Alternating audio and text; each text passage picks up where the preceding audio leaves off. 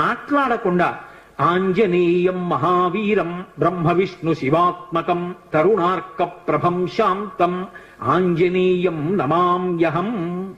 ఈ శ్లోకం చెప్తూ హనుమకి 108 మాటలు ప్రదక్షిణం చేసి వక్కలతో కాని పువ్వులతో కాని అక్షతలతో కాని మాత్రమే లెక్క పెట్టాలి. కాగితం మీద గుచ్చడం పెన్నుతో కొట్టడం అలా చేయకూడదు.